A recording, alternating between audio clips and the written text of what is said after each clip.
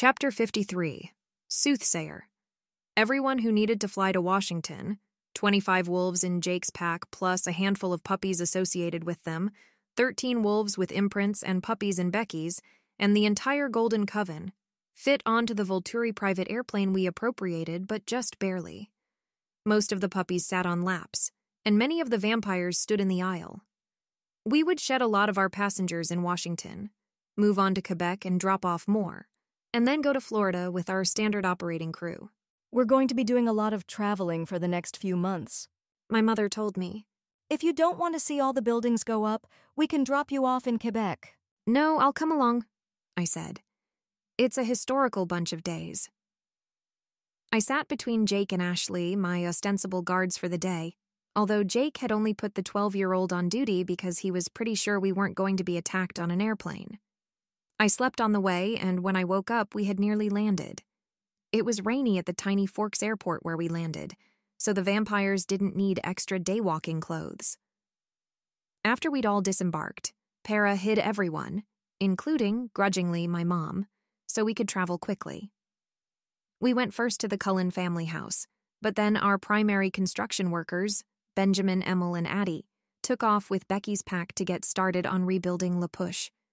Later, they'd double back and scout out the intended capital site on the plot the Cullen family owned in town. A lot of it was planned to go underground, so the original house would stay intact, but there was also enough acreage around the house that there could be outbuildings and the like. Since the capital wasn't going to unfold before our eyes immediately, a smaller group, consisting of me, my parents, Renata, and Jake, split off.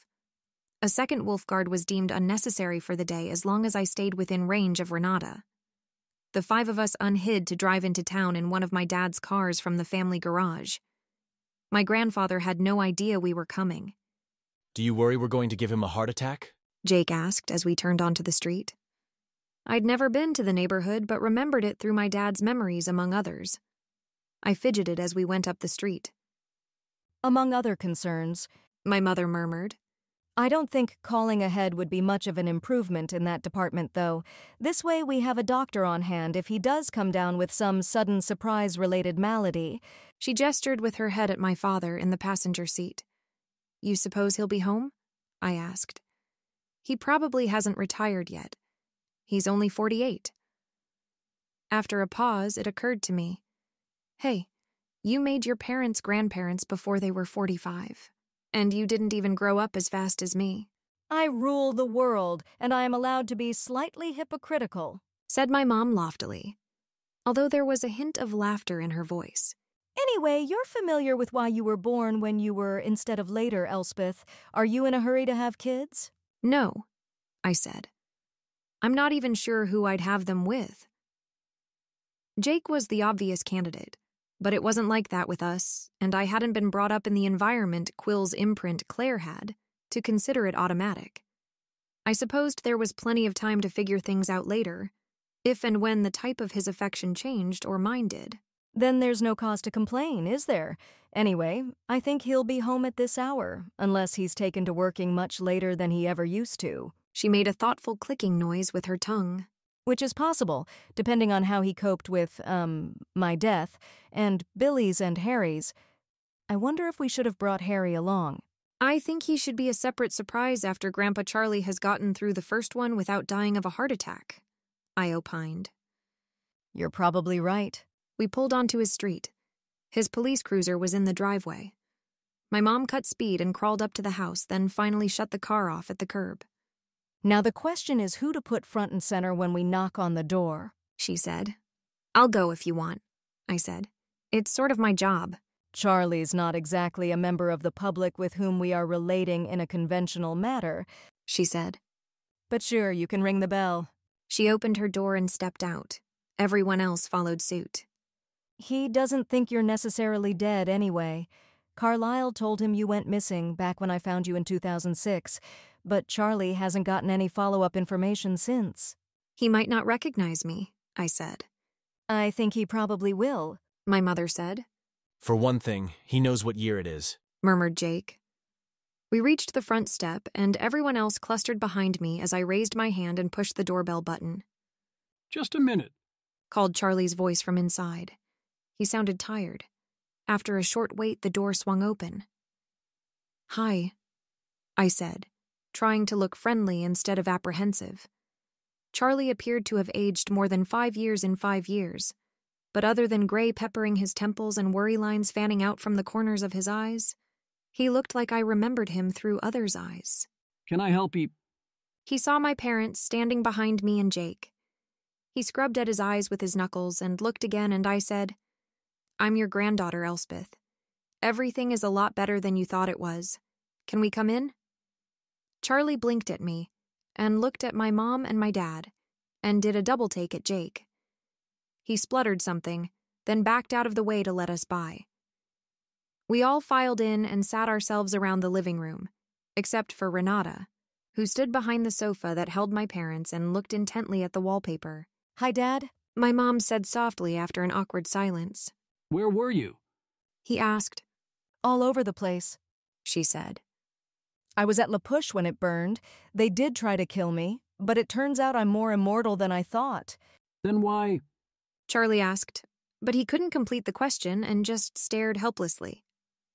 "If you'll let me," I murmured, and I started to tell the whole story, beginning with how my mom had survived and going on with where my dad was during this time, explaining how she found me and why she didn't contact anyone to let them know she was alive, what Jake and his fellow massacre escapees had done, and finally the series of thrillingly earth-shaking events beginning the previous May. I mostly used words, but I did tentatively push across summaries of a few complicated background concepts, like mental footnotes, and I showed him images of some relevant faces.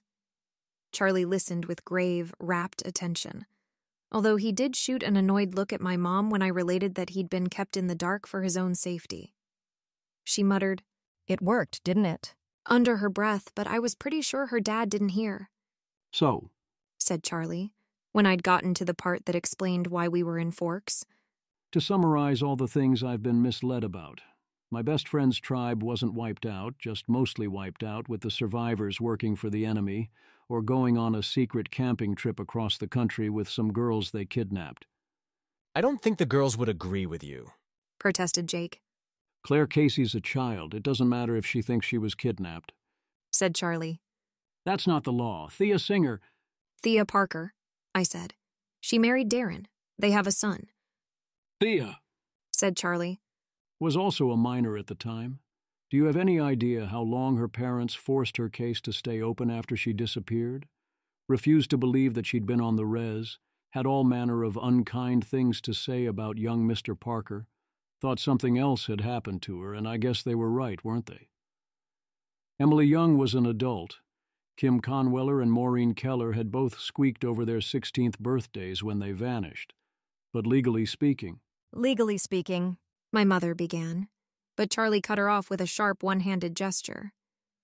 "I did hear the part where you declared yourself Queen of the World, Bells," he said. "and I suppose I can't stop you doing whatever you like, protecting whoever you want from legal consequences because there's some magic explanation.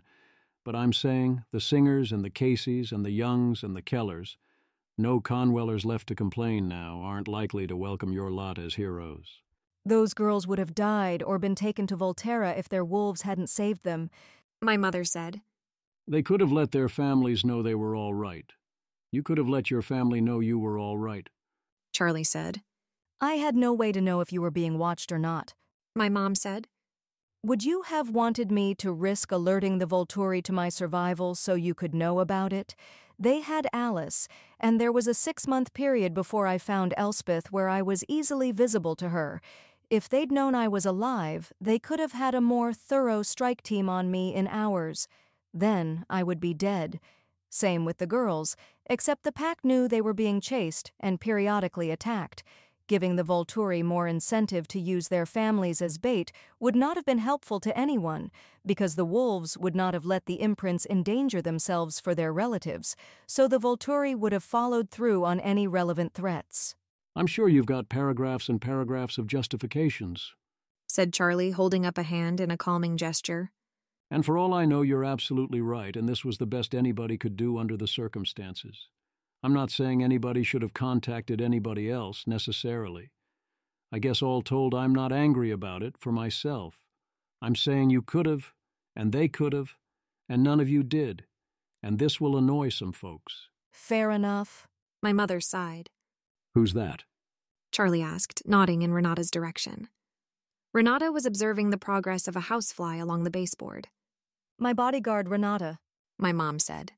I swiped her from the previous administration. I'm trying to get in the habit of keeping her around whether I think it's necessary or not. I have a different one, too, who's on vacation at the moment. You do? Who? I asked. My mother looked at me and sighed. And for a flicker of an instant, I realized I knew the answer to the question. And then I decided it didn't matter. Charlie looked at us, appeared to conclude that this was some sort of inside joke, and let it lie. Moving on in my summary to make sure I got it all, He said. Bells, you weren't dead, you were just set on fire and they didn't double-check. Edward, you weren't dead, you were just captured and stored in Volterra. But Bells, you thought he was dead and you wandered around until you stumbled across Elspeth in a park in Michigan. You grabbed her without explaining to your in-laws because you didn't want anyone to know you were alive and you wanted your little girl. You ran around more or less at random, bringing her up until you ran afoul of the Volturi's wolves in Iowa. Elspeth got picked up by Jake's pack and got imprinted on. Bells, you weren't recognized but got set on fire again. He shuddered. And recovered and met up with Elspeth and Jake's pack in New York. But the hiding witch didn't let Elspeth out and wouldn't let you back in after your incident. He went on with a summary in basically this vein, getting the key points right. He seemed vaguely suspicious of Jake, probably regarding the imprint just like my mom had been. But let it be. Probably expecting that she'd have checked it out. That's about the size of it, yes. My mom said when he got to the part where we were on a tour of the world, to build Golden Coven outposts at strategic locations around the globe, and we're putting one in Forks. Have you told Renee? He asked. My mom shook her head. Florida's our stop right after Quebec. We'll visit her then Norway, and so on. Did it cross your mind to call ahead instead of turning up in Jacksonville to surprise her? Charlie asked. Crossed my mind, yes. Seemed clever, no. My mom said. Especially since Renee knows even less than you did. She'd think it was a prank call, or maybe an escaped mental patient who sincerely believed some very weird things if Elspeth did the talking. Elsie's good at making herself believed, but doesn't outright force it. Charlie chewed on his lip, considering this. You're just all going to show up on her doorstep together? If you have a competing idea, I'm willing to listen. My mom said. Do you want me to go along? He offered. If you want to join us on our architecturally contributory tour of the Earth, you are more than welcome. My mom said. I'm not sure if you should come along to visit Renee, though. It's not exactly customary for you to fly down to see her and might not lessen the impact any. You're right, it's not. He paused a moment, then said, Wait, how did you know we weren't getting together regularly to talk about you or something in the last 5 years? I know the password to Renee's email and have been looking at it occasionally. My mom said. Oh. He sighed. I suppose you'll want me to follow you lot around for safety reasons and will badger me about it until I change my mind if I just want to stay here? The offer to turn you is still good, She said tentatively. Then it would be reasonably safe for you to stay put. My answer's still no thank you, Bells. Doesn't appeal. I've got a witch working for me who can make sure it doesn't hurt, She said enticingly. Charlie shook his head. I'll just join the world tour to forestall the safety objections rather than fanging up. We don't have fangs, and even if you want to come with us, planes are a lot more comfortable as a vampire. She coaxed. He shook his head again. No, but stay a while. I've got a daughter to catch up with and a granddaughter to get to know. He looked at me like he didn't know entirely what to make of me. Your other grandpa never brought you down to visit. Didn't want to be seen in town looking too young. I was going to come up the end of May that year and meet you, but then you were gone. I wasn't sure if I was supposed to apologize for that. I'd been all of 6 months old when my mother had found me, not an instrumental decision-maker, even with accelerated maturation. I'm looking forward to getting to know you, too, I said, instead of an awkward, sorry. We hung out at Grandpa's house for the rest of the day, making less consequential chit-chat. I wound up talking about myself a lot, although my mom chipped in with some stories that I'd borne witness to as well. My dad didn't have much to add, as he'd spent most of the intervening years doing nothing but listen in on the hubbub of Volterra's aggregate consciousness. Jake talked a bit about his time with the nomadic pack. I'm not sure how you're planning to present the sudden return of inhabitants to La Push, Charlie said while heating up some microwavable dinners for himself and Jake, frowning at Bella. That's largely up to Becky. I'm not taking a direct managerial role with her pack or Rachel's, my mom said. That said, after we've got all the capitals built, we're going to live in this one first. So anyone who spots a wolf and questions the sighting with enough persistence to find something more incriminating can be directed to our public relations office. Quebec's site is a bit more remote, less likely to attract notice. I was thinking more of the fact that the arson of the place is an unsolved federal case than the fact that most of the people living there will be wolves. It's an unsolved federal case because the Volturi had a sufficient number of feds in their pockets, my mom said. One apparently does not operate a secret vampire government for thousands of years without some remarkably extensive political leverage, which I've conveniently inherited if I need it. I delegated that particular mess to Santiago, who was handling it for my predecessors and is in the correct department already. Charlie blinked. I could see.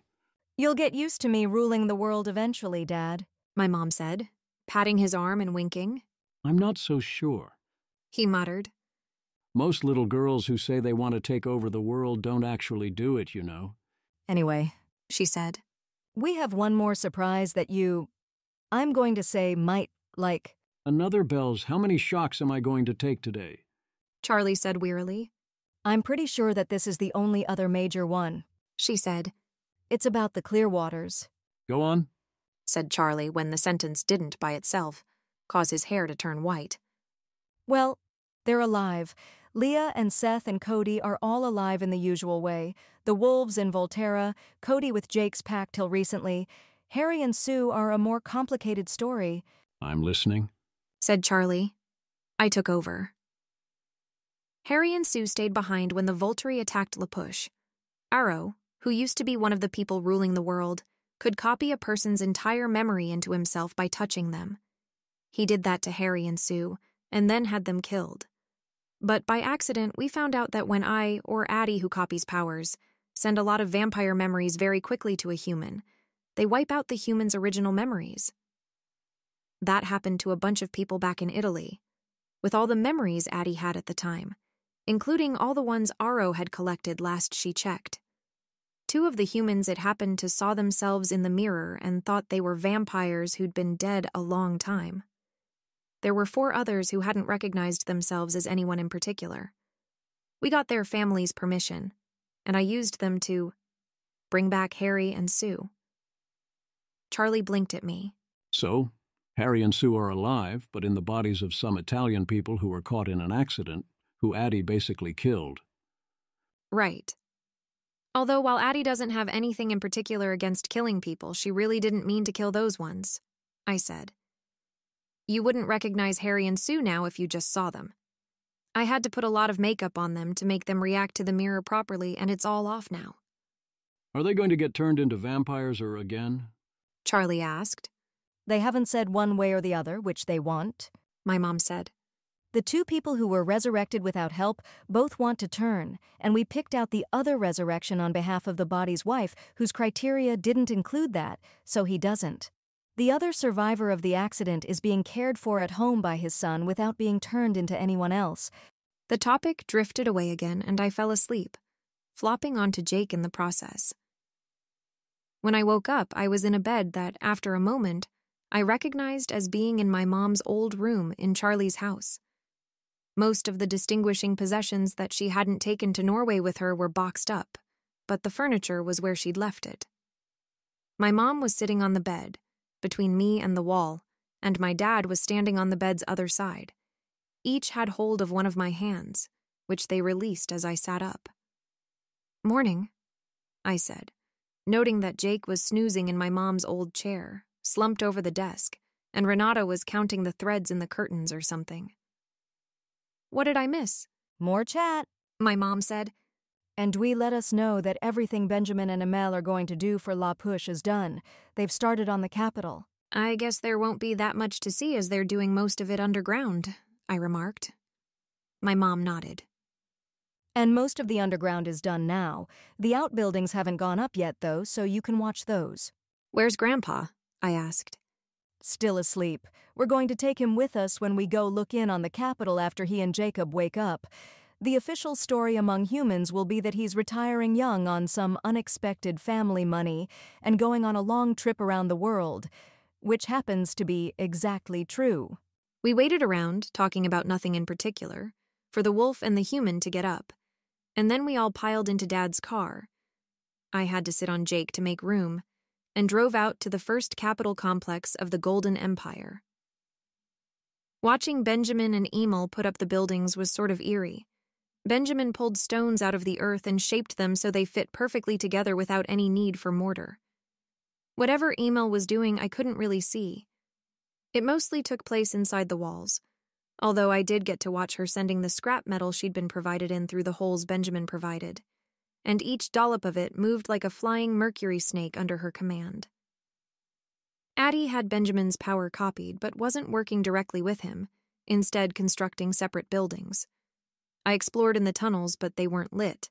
Emil could do wiring, but not conjure light bulbs, and my dark vision wasn't good enough to make out much interesting detail.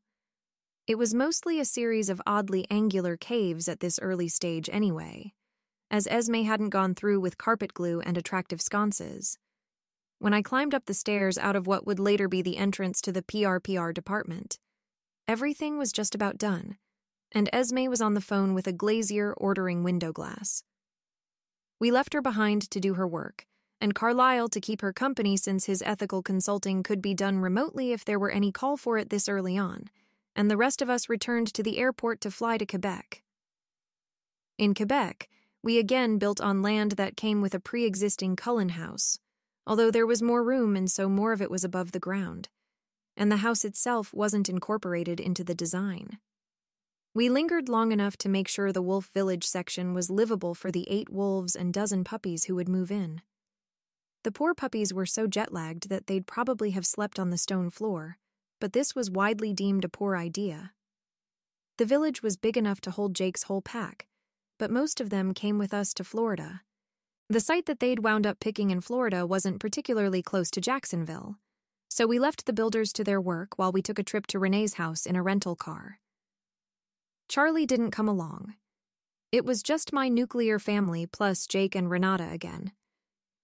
I didn't have anyone's memories of the house in Jacksonville. My mother had been there, one time when they weren't home, that was all. My father had seen a couple of photographs of Renee and her second husband, Phil, and my mom had talked about them some, but that was all the knowledge I had of them. Timing the trip for when Alice said it would be cloudy, my mom drove again. Jake pointed out that it was typical for bodyguards to do the driving, and my mom pointed out that she was the only person who knew how to get there, and pulled into the house after about an hour and a half on the road. There were 2 cars in the driveway, so we parked on the street, and once again I rang the doorbell. Phil answered, and obviously had no idea who any of us were. He'd met my mother, but only as a human with hair. He'd probably looked at my parents' wedding pictures, but had no reason to have studied them enough that he'd recognize my dad, and he had no way to identify me, Renata, or Jake. Phil himself was only 36, a good deal younger than Renee, and looked like the photographs I remembered secondhand. He was in decent shape as he still played baseball and looked out on the world from a boyish, blue-eyed face. "What can I do for you?" He asked our odd assembly. Hi, Phil. My mom spoke up. "Do I know you?" He asked, looking at her quizzically. "We need to talk to you and Renee." "It's good news," I said. "Is she home? Can we come in?" "Honey, Phil yelled up the stairs. there's 2 teenage girls, a teenage boy, and a man and a woman here with what they say is good news and no visible scriptures. They know our names. I'm a bit confused." "Coming," Renee called down. My mother twisted her hands together with a rocky scraping noise at the sound of her voice. "We're not missionaries," I assured Phil hurriedly, wishing I'd used some phrasing other than good news. Oh, you're sure? She tends to like missionary visits. He said. I'm sure, I said. Sorry. Well, matter of interpretation. Chuckled Jake. Peddling immortality's usually a hallmark. My mother burst into helpless laughter at this suggestion and was still grinning when Renee shuffled down the stairs. She looked like a much older version of my mom, except with lighter, curlier, and more existent hair, and hazel eyes rather than the warm brown I'd inherited from my mother's human self. After joining Phil at the door, she looked at us, appeared to find us as a group vaguely familiar but not enough to comment, and said, So what's the good news then? Do I look familiar at all? my mom asked in a whisper. Renee blinked at her, a confused look descending over her face before saying only, Yes. It's me, Mom. my mother said. I don't understand. Renee murmured. She's your daughter, Bella, I said. Can we come in? My mom asked. Renee's lack of independent recognition of any of us meant that she could get the revelations one at a time. That her daughter was alive and a vampire. That her son-in-law was also alive and also a vampire. That I had been born and was a half-vampire, which explained why I was not yet 6 and looked like a youngish 17. That Jake was a werewolf, imprinted on me, and the son of Charlie's, really dead, best friend. By the time that had all been revealed, Renee was looking with great trepidation at Renata, like she might be a long-lost ancestor and also a pagan deity there to grant her 3 wishes. She seemed an odd mix of disappointed and relieved to find that Renata was only another vampire inherited in the capacity of bodyguard from the deposed prior government. Renee didn't give my mother any grief about leaving her in the dark. She was too ecstatic that we were alive. She took in the information about the new rulership of the vampire world with very childlike enthusiasm, actually clapping her hands when she heard that the builder witches were, as we spoke, building us our 3rd capital complex an hour and a half away from her home. Oh, we have to go see it, she said, turning to Phil. Phil seemed too thrown by the whole vampires exist thing, less so by his step-descendants being alive, to say much. But he did nod mutely when his wife said that in his direction. Actually, My mom said sheepishly.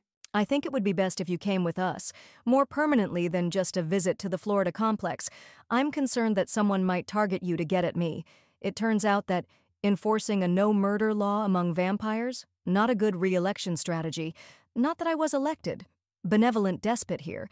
My point is that I want you both safe, and I don't have a brilliant way to keep you safe here, unless you want to be turned into vampires, which I would be more than happy to arrange, but I don't think it would be any more conducive to living your normal lives. Not in sunny Florida. Oh my. Renee said, clasping her hands and frowning thoughtfully. We can't just go on as we have. Phil works. I remembered from my mom's description that Renee had been a kindergarten teacher in Phoenix. But it was unclear whether from lack of trying, had not found a job in Florida. Apparently that hadn't changed, I'm past my peak. demurred Phil. They've already started talking about retiring me. If you want to go, honey. The couple continued to lob the question back and forth, engaging with it like it was a choice instead of a necessity along the lines of the witness protection program. My mother sat silently, rather than point out that she couldn't in good conscience let them refuse. There would be a chance to say that if they didn't agree on their own, Phil seemed to consider traveling with the Golden Coven to be a matter of fairness. Renee had given up her daughter living with her so she could travel with Phil, and it had been some time, and Phil's career was imminently no longer an obstacle, so it was only appropriate that Renee now get a chance to travel with my mom instead. Renee didn't seem to want to make a definitive choice either way.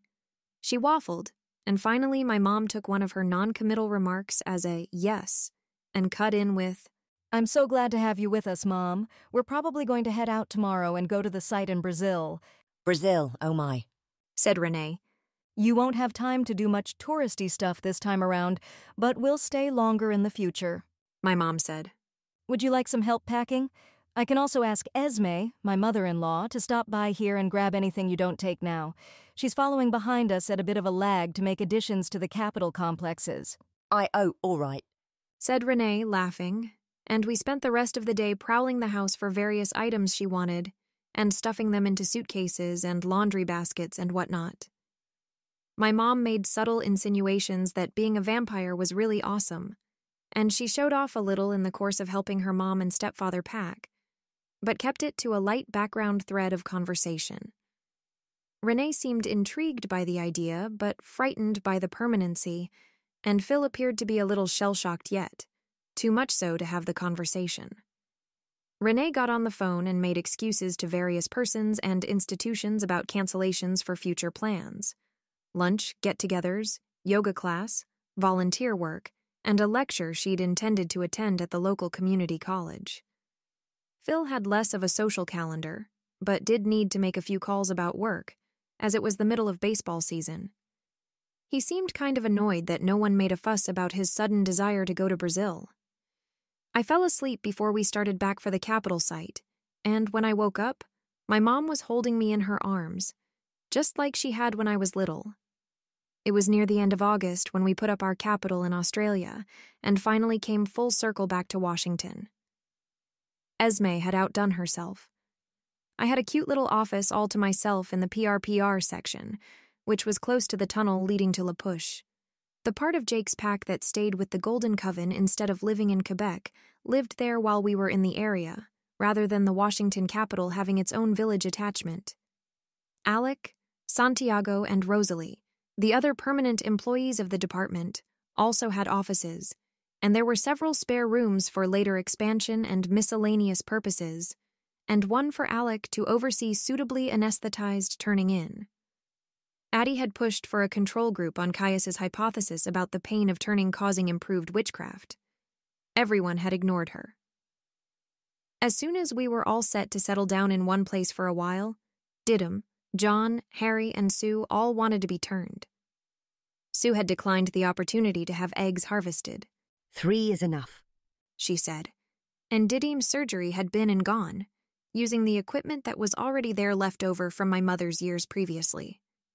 Charlie and Renee and Phil were all opting to stay human for the time being, although I thought Renee in particular might be wending her way to a change of heart. At any rate, Alec did his job very quietly, standing almost perfectly still for 3 days straight and holding his power in place while his charges changed, periodically asking me to replenish his stack of books. I did a little entertaining for the future vampires, sending them memories in real time of random things like movies and attractive scenery, to prevent them from being too dreadfully bored, although every vampire I asked said that being bored was still an overwhelming improvement on the old procedure. I busied myself by writing up informational pamphlets, and, when my mom had approved them, running off stacks of them with our new copy machine. The PRPR office's entrance was the one closest to the street, so anyone who drove up and happened to be curious would see it first. People who literally just came in off the street were to be turned away without receiving any pamphlets, and told that the complex was an exclusive private spa. But if they arrived with some inkling of what was going on, they might as well get a more complete understanding. While we'd been gone, all of the imprints with living family in the region, Claire, Emily, Maureen, and Thea, had been reunited with their families, and those were some of the first people I met in my official capacity. The only one who wanted to be turned into a vampire was Emily's younger brother. Everyone else just came in to learn more about who and what they were now related to. Or, in Claire's case, not exactly related to, but inextricably associated with. Or to scream at me for lack of anyone else to rage at. Claire's parents kicked up enough of a fuss that I had to turn them over to Santiago. I'd expected something of the kind from Thea's family as well, but Thea herself was more effectively able to intervene in that matter, and I didn't see them at all. My mom's policies called for Emily's brother to be turned away. He wasn't a witch, wasn't anybody's mate, didn't want to work for the Golden Coven, and Sam, his closest supernatural relation, by virtue of being his brother-in-law, was not interested in vouching for him. And we were already processing applications from a half a dozen vampires who'd found human mates since our takeover and didn't want to risk antagonizing us. Alec's services were free, but he could only cover so much area at a time, and Addie could only double our capacity.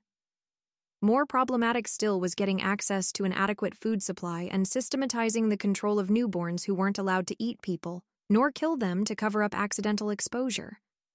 I told the brother to reapply in 6 months, by which time we expected to have a better idea of the rate of application and the difficulties of scaled-up newborn wrangling, and sent him home. At the end of my office hours, which lasted from just after breakfast to 4 in the afternoon, I, and Jake and whoever else was guarding me for the day, usually loitered around what would have been a throne room if it had contained any chairs. My mom and dad spent much of their time there, handling the running of things, and I liked listening in and occasionally submitting input. Sometimes I sat with Alice for a while instead, and let her show me the jerky swirl of images she collected in the course of making her eye checks. Once I tagged along with Vasanti as she made arrangements to open a slaughterhouse within commuting distance of the capital, so that the vampires could get access to fresh animal blood on a regular basis without the ecological risks of hunting. Jake and I had a little house in La Push, and usually, when I was ready to go to sleep, he would watch a few hours of my dreams, and then stand aside when he was ready to go to bed himself, to let my parents see the rest. I still usually can't remember my dreams, but I'm told, and have every reason to believe, that they are happy ones.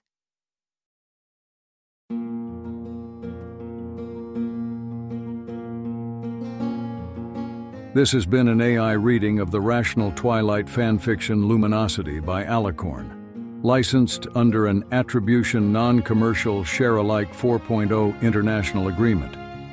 If you wish to support this AI reading and others like it, please visit patreon.com/AskWhoCastsAI, where we are releasing episodes 4 weeks in advance of the regular feed.